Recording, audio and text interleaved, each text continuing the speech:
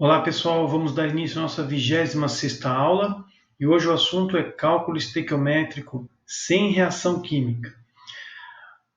No primeiro momento, vamos apresentar dois conceitos que vão fazer parte das resoluções: o dado absoluto e o dado relativo. Os dados relativos estão inclusive em plural de propósito, pois existem inúmeros dados que podem ser apresentados dessa maneira, de forma relativa. Mas o que seria então, a princípio, o dado absoluto? O dado absoluto é um valor que você pode imaginar. Por exemplo, se eu falo para você 10 litros de água, você consegue imaginar um balde. 10 quilogramas de açúcar, você consegue imaginar um saco contendo esse açúcar.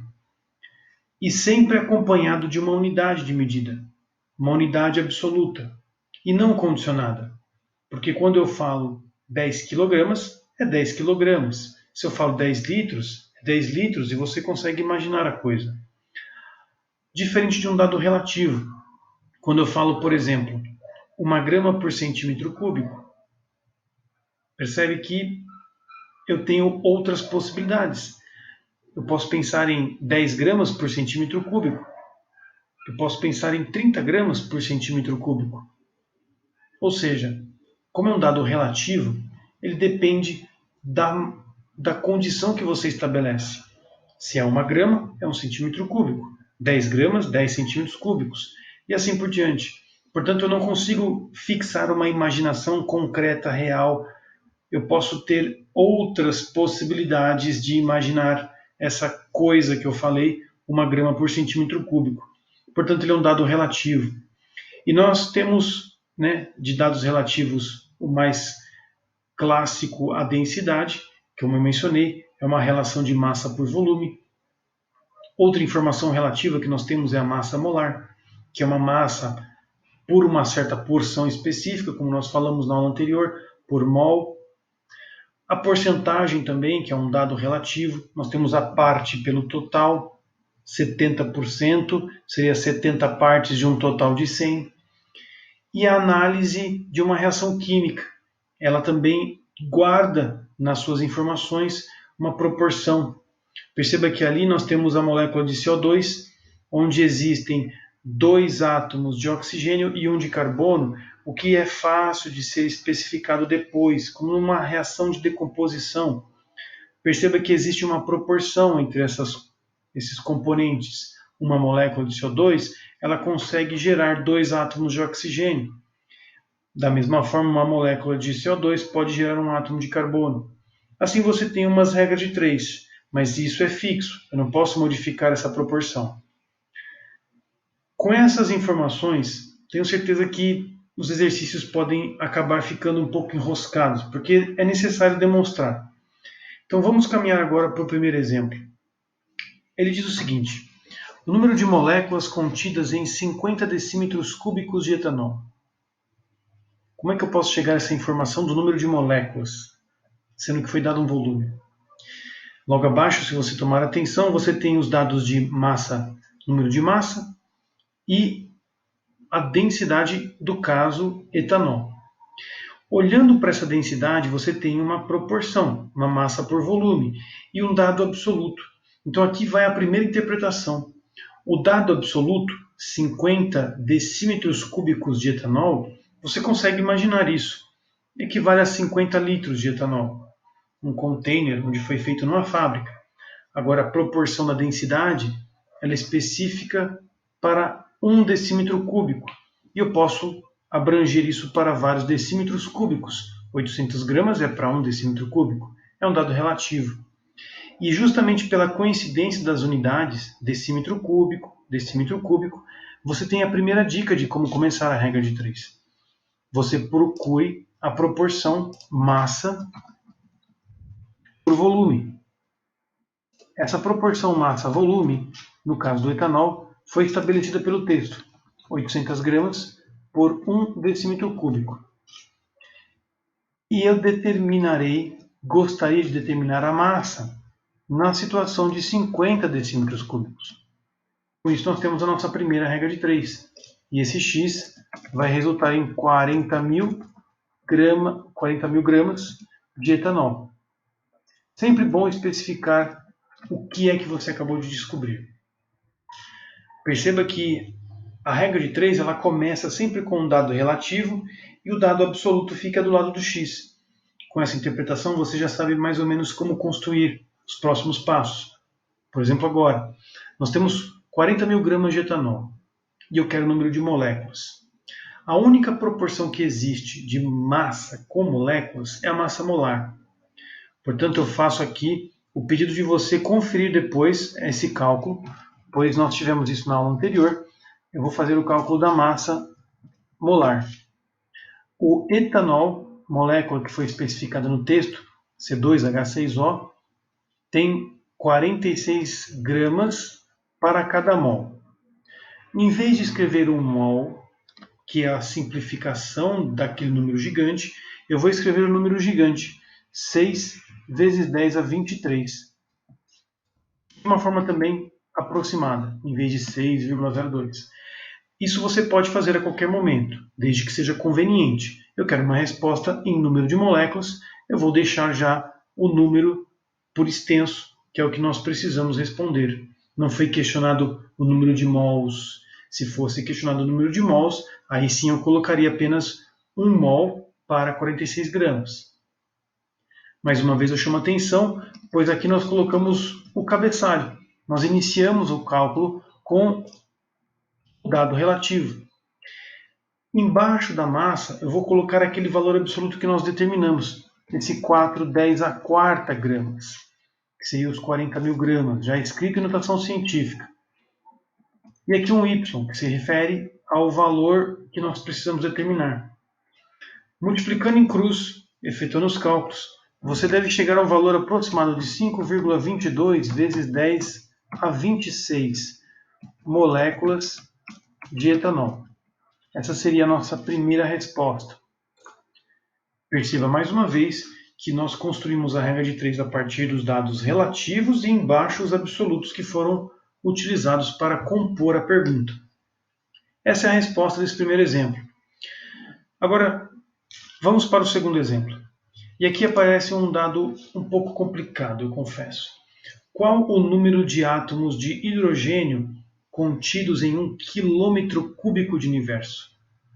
Bem difícil isso, não? Pois é.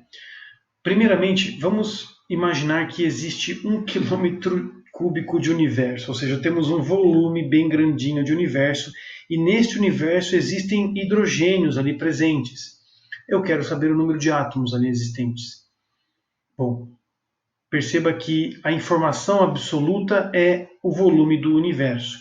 E a única informação relativa que eu posso tentar relacionar, com esse dado absoluto é a densidade que foi fornecida, que dá 1/10 a menos 30 gramas por centímetro cúbico. Essa seria a densidade do hidrogênio no universo. A não concordância das unidades é um incômodo aqui, é um caso à parte. Então, essa primeira etapa da resolução ela é muito mais matemática do que química. Vamos escrever primeiro 1 quilômetro na medida de centímetros. Você lembra do ensino fundamental? Aquelas regrinhas de quilômetro, metro, decímetro, centímetro? Pois é, né? Bem chato isso.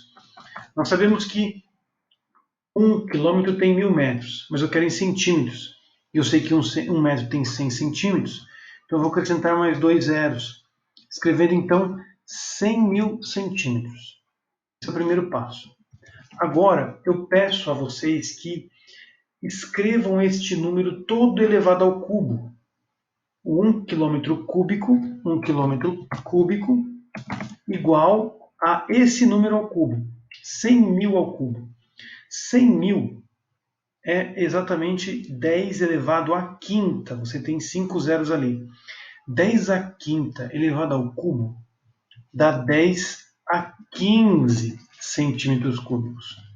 Portanto, essa é uma dica. Se você sabe, você tem que saber as conversões de quilômetro para metro, de metro para centímetro, você redige essa igualdade e transforme ela na unidade que te interessa, que no caso aqui era alguma coisa em volumes, centímetros cúbicos. Então, esse é o meu dado absoluto agora. 10 a 15 centímetros cúbicos. Já transformei as unidades na forma como eu gostaria. Então vamos lá. Massa, volume. Eu vou atrás da densidade. Nós temos 1 vezes 10 a menos 30 gramas. Essa seria a massa de hidrogênio contida em 1 centímetro cúbico. E a pergunta é qual é a massa X em 1 vezes 10 a 15 centímetros cúbicos. Com essa continha, você vai chegar à massa de hidrogênio contida neste volumezinho de universo. Isso vai resultar em 1 vezes 10 a menos 15 gramas. Essa seria a nossa medida de massa de hidrogênio. E isso, inclusive, precisa ser escrito, né? DH, de átomos de hidrogênio. Agora que nós temos esse dado absoluto, ou seja, eu tenho uma massa palpável de hidrogênio, eu tenho que transformar isso em átomos. Mesmo raciocínio da questão anterior. Vamos ao conceito da massa molar. Nós sabemos que uma grama de hidrogênio apresenta 1 mol. Mais uma vez, eu vou escrever por extenso, pela comodidade de já chegar à resposta. E vou colocar aqui embaixo da massa justamente o dado que nós achamos, 10 a menos 15 gramas, que se refere à massa de hidrogênio naquele volume de universo. E Y finalizando a conta. Você deve chegar aí a uma resposta que vai resultar no valor de 6 vezes 10 à oitava átomos de hidrogênio, sendo essa o cálculo final de átomos de hidrogênio contido nesse 1 km³ de universo. Percebe que, novamente, nós temos os cabeçalhos: densidade, massa molar e os dados a se calcular com as incógnitas. Organizando dessa forma, você vai conseguir resolver boa parte das questões, que aqui eu vou deixar de uma forma mais separada para você tirar um print screen, vai que você vai querer copiar isso aqui depois, né? Prontinho, momento mágico para você tirar um print screen. Maravilha, agora vamos para próximos exemplos, onde eu trago aqui outros dois. Qual é a quantidade de hemoglobina capaz de ser sintetizada pelo corpo humano com 100 gramas de feijão? Aqui eu coloquei um texto bem resumido, que está mais trabalhado na nossa apostilinha, no nosso PDF. Bom, nós temos um dado absoluto, 100 gramas de feijão. E você consegue imaginar esses 100 gramas de feijão. O detalhe é que as proporções foram fornecidas de uma maneira muito sorrateira, no caso. Existe uma porcentagem de ferro, que é 0,2% de ferro a cada 100 gramas de feijão. E aqui é interessante que a porcentagem ela faz a diferença entre uma parte e um total, ou seja, o ferro e o feijão. Como eu apresentei lá em cima, quando nós fizemos os dados relativos, eu coloquei que a porcentagem é parte barra total. Então, vamos manter aqui este raciocínio, onde eu tenho a parte e o total. Primeiramente, vamos redigir a sentença na maneira de porcentagem mesmo, 0,2%, e o total é 100%. Assim você tem uma noção de parte e total. Agora, o que te interessa é a parte, é X. Por quê? Porque 100 gramas é feijão. E eu quero saber o valor dessa parte, mas em massa. Assim nós temos a resposta. Esse X será 0,2 gramas de ferro. É o ferro presente no feijão. Agora que nós temos este ferro, esta massa de ferro, ela vai ser trabalhada pelo corpo. E o nosso metabolismo vai absorver só um pouco do que você comeu, não tudo. Essa é outra parte complicada no texto, que não vem muito bem organizado. Então aqui cabe a nós saber organizar os dados. Perceba que aqui, primeiramente, eu fiz a parte do total, se referindo ao ferro e ao feijão. Agora nós vamos à outra parte e a outro total, que seria o ferro absorvido e o ferro ingerido. É muito importante aqui você colocar essa observação. A parte ABS, quero dizer aqui com esse ABS, é absorvido, e o total aqui seria o total ingerido. Assim você consegue construir um raciocínio matemático junto com a regra de 3, ingerido. Difícil a questão. A partir daqui, nós temos que perceber que o ferro que eu calculei é o ferro ingerido, não é um ferro absorvido ainda. Eu apenas comi este ferro que veio do feijão. Agora, quanto deste ferro de fato vou conseguir absorver no meu organismo? Y, 0,2 gramas. Com isso você vai chegar a um valor de Y igual a 0,02 gramas. E este sim é o ferro absorvido. Bom, nós temos então a massa de ferro absorvida. Percebe que foi uma fatia atrás de outra. Eu tinha um total que era o feijão. Aí eu tirei uma fatia que seria os ferros. Dessa fatia ainda eu peguei outro pouquinho que seria a quantidade absorvida. Agora que eu tenho a massa de ferro, a única informação que eu não trabalhei é a massa molar, que é o que nós precisamos fazer agora para finalizar a questão. Então eu vou colocar aqui essa proporção bem apertadinha para conseguir escrever a última, que seria a massa e o mol. Nós sabemos que o ferro no texto tem 56 gramas para cada 1 mol. E aqui nós temos 0,02 gramas para X. Vamos por W. Esse W vai sair um resultado em mol. Não é o resultado conforme nós precisamos determinar, porque eu quero o número de átomos. Essa conta, particularmente, 0,02 dividido por 56, vai dar 3,6 aproximadamente, vezes 10 a menos 4, o que seria mol de ferro. 10 a menos 4 mols de ferro. Não está errado o raciocínio, o que eu preciso agora é só trabalhar matematicamente o conceito do mol. Então, antes de terminar a questão, vamos só aqui separar as regras de 3 que nós fizemos, para deixar bem organizado aqui o negócio. E a partir desse caminhar, eu posso finalizar a questão escrevendo que, se nós temos um W que é 3,6 vezes 10 a menos 4 mols, nós sabemos que este mol ele pode ser trocado pelo número 6 vezes 10 a 23. Assim, nós vamos conseguir finalizar esse cálculo, multiplicando o 6 vezes o 36 e efetuando o somatório da base 10, né? Base igual, somos expoentes. Eu vou colocar um sinalzinho de vezes indicando a multiplicação e você deve chegar aí à resposta, que vai dar 2,14 vezes 10 a 20 átomos de ferro. A interpretação seria a seguinte agora. Como a quantidade de átomos de ferro é exatamente igual à quantidade de hemoglobina, nós temos o mesmo valor, o mesmo em hemoglobina, Hb, que é conforme nós encontramos por aí alguns livros, o símbolo da hemoglobina.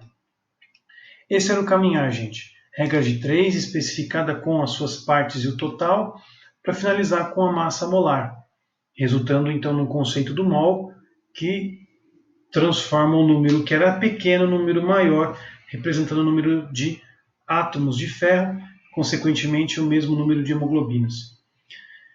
Porcentagens, densidades, todas combinadas com massa molar. Agora nós vamos partir para uma terceira etapa da aula, que seria aquelas proporções referentes às reações. No exemplo 4, nós temos o seguinte. Qual a massa de carbono necessária para a produção de 1 kg de C21H30O2?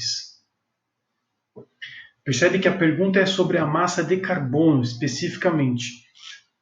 e eu tenho a massa desse composto gigantesco. Bom, o primeiro passo é perceber que esse 1 kg da coisa nós temos, vamos imaginar.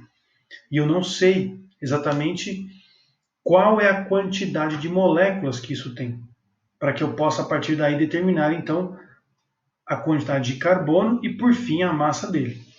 Será uma série de cálculos, mas que nós vamos aqui começar pelo seguinte: a massa e o mol desta moléculazinha gigante, C21. Faça os cálculos aí em casa para conferir. Você deve chegar a 314 gramas. Isso é 1 mol desse composto aqui. 21 vezes 12, 30 vezes 1, 2 vezes 16, some tudo, tem que dar 314. Até vou conferir aqui, né? Vai que o teacher... É isso mesmo. Agora aqui embaixo nós temos que colocar a informação que o texto nos deu, que é 1 kg, 1000 gramas. Efetuando esse cálculo, você deve chegar em 3,18 mols. Mols de C21H30O2. Esse composto agora precisa ser deteriorado, analisado, decomposto, porque me interessa os átomos de carbono que ali estão encerrados. Vamos escrever a equação. C21H30O2 vai produzir quantos átomos de carbono? 21. Perceba aqui que eu não vou redigir a equação por inteiro, para deixar simplificado, pois me interessa apenas a análise do carbono. Uma molécula pode me produzir 21 átomos de carbono. É essa proporção que me interessa, é essa relação, o dado relativo. Então, uma molécula pode produzir 21 átomos. Essa é a proporção. A partir disso, você colocaria aqui embaixo o mol de moléculas, 3,18 mols, e aqui um x. As unidades podem não estarem parecidas, vamos por y, mas pode confiar, esse resultado vai dar certo porque os conceitos é de quantidade, eu só estou especificando o nome das coisas. No caso aqui, se você efetuar os cálculos, você deve chegar a um valor de 67 mols de carbono. 67 mols de carbono, bastante carbono. Para finalizar, nós temos a última regra de 3, que transforma essa quantidade de mols de carbono em massa. Mais uma vez, o conceito de massa molar. Só que agora, no caso, nós vamos trabalhar com a massa do carbono, que tem 12 gramas, para 1 mol, apenas o átomo. E aqui nós vamos colocar W, porque é a massa que me interessa saber, encerradas, contidas em 67 mols de carbono. Efetuando os cálculos, você deve chegar aí a um valor de 802,5 gramas de carbono. Essa deve ser a tua resposta nesse exemplo. Você vê que nós saímos dos conceitos de massa e introduzimos no mol. O mol consegue traduzir, né, na equação química a quantidade de carbonos. E por fim, a quantidade de carbonos tem um valor correspondente em massa. Foram essas as 3 regras de 3 necessárias aqui, e que futuramente nós vamos ainda simplificar mais. Nós estamos trabalhando com o conceito de cálculos estequiométricos sem reação química. Muito bom. Próximas 2 questões também vão retratar essas proporções entre compostos. Qual o número de átomos necessários para sintetizar 2,2 gramas de CO2? Bom, nós temos que determinar a quantidade de átomos para sintetizar essa massa. Podemos caminhar da forma semelhante como nós fizemos. Nós podemos determinar aqui, primeiramente, a quantidade de moléculas que tem esses 2,2. Nós temos o CO2. O CO2 tem uma massa, eu consigo imaginar uma fumacinha que tenha essa massa, e eu quero determinar a quantidade de moléculas. Para isso, massa molar. Então, aqui especificado e calculado massa molar do CO2. Confere em casa, hein? Dá 44 gramas. Isso está para 1 mol de CO2. Agora, qual é a quantidade de mol para 2,2 gramas? Efetuando esse cálculo, que não está tão complicado assim, você deve chegar a um valor de 0,05 mol de CO2. A partir desse dado, vamos analisar o CO2. O CO2 ele apresenta a seguinte reação. O CO2 vai produzir o quê? 3 átomos quando nós analisamos. Eu não vou especificar aqui que é 1 carbono e 2 oxigênios. Por quê? Porque me interessa essa análise um pouco mais global. Eu quero o número de átomos. Não quero saber se é carbono ou se é oxigênio.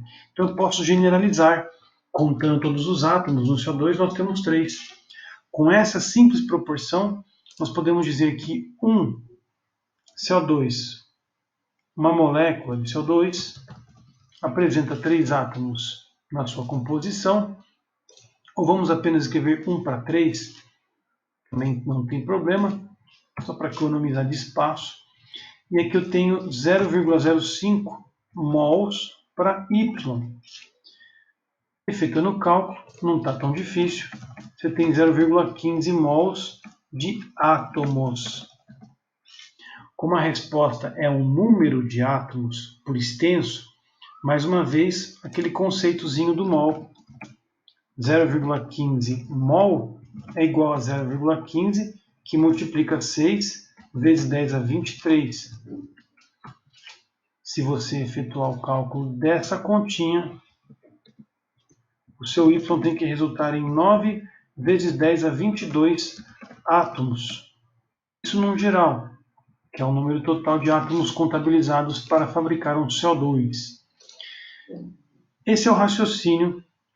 Não creio que seja tão difícil, basta ter o carinho de organizar para que fique bem claro o caminhar das questões. Último exemplo nosso, em 15 gramas de A2S3 existem 9,6 gramas de enxofre, com a massa de A, massa molar de A. Esse A seria um elemento químico qualquer, e foi informado apenas o número de massa do enxofre. Essa questão ela é bem interessante, e seria um pecado de minha parte não mencionar aqui o princípio básico de Lavoisier, a conservação da massa. Nada se perde, nada se cria, tudo se transforma. Esse conceito de Lavoisier garante uma informação que nos será útil aqui. Percebe que eu já estou fazendo a equação que analisa nosso composto, o tal do A2S3, e aqui embaixo eu vou colocar as massas que o texto informou. 15 gramas é o composto total. Esse composto ele vem de uma certa quantidade X desconhecida de A, mas que apresenta 9,6 gramas do S como um todo. E pelo princípio de Lavoisier, qual é o grande princípio aqui? É que essas informações elas precisam serem congruentes numa equação. Eu tenho aqui que 15 é igual a x mais 9,6. Afinal, eu estou fazendo uma análise e dessas 15 gramas eu vou separar em 9,6 e uma outra parte que vai sobrar. Conclusão, esse seu x ele tem que ser igual a 5,4 gramas, que é a soma de 9,6 dando 15. Portanto, os dois valores somados têm que resultar em 15. Nada se perde, nada se cria, tudo apenas se transformou. No caso aqui eu separei. Com esta informação agora, nós temos que construir uma regra de 3 com a equação. Então esse seria o primeiro passo agora que nós vamos dar um pouco mais aprofundado a respeito das composições aqui da nossa equação. Essa massa ela está determinantemente proporcional à equação química. Então aqui eu vou copiá-la, esta equação, e vou redigir o seguinte, que 2As estão proporcionais a 3 vezes 32. 3 vezes 32. Ou seja, é como se fosse uma receita de bolo, onde eu falo que tem 2 cenouras para 500 gramas de farinha. Mas eu tenho aqui essa proporção fixada pela própria equação. É a lei de Proust, que faltava esta mencionar no cálculo estequiométrico. A lei de Lavoisier, ela garante isso, que a soma dos produtos tem que ser igual ao somatório dos reagentes, por isso essa igualdade matemática. E a lei de Proust, então aqui lei de Lavoisier,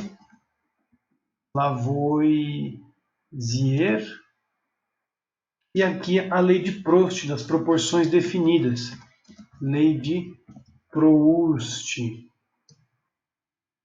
Sei que eu tenho cometido algum erro aqui, Lavoisier.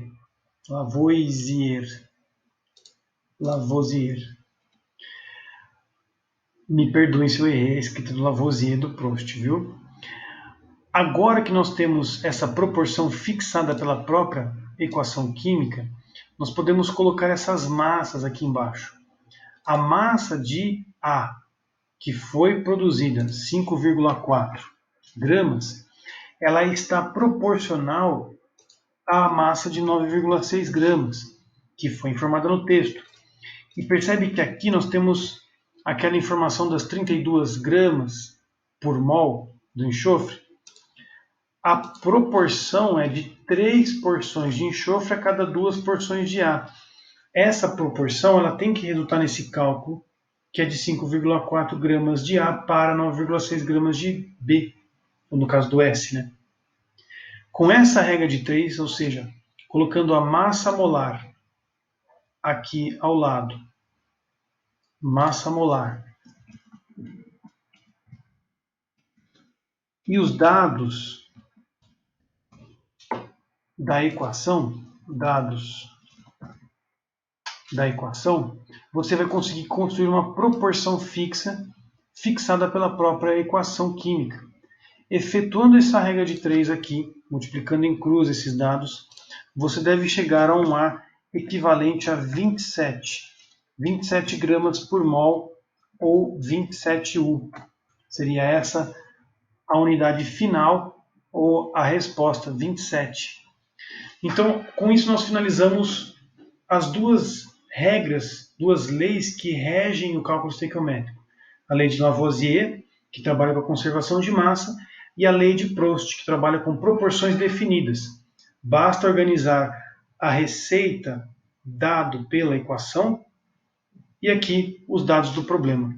A massa molar da equação e os dados do problema finalizariam essa regra de 3. Esse é o primeiro passo da nossa próxima aula. Até a próxima, pessoal!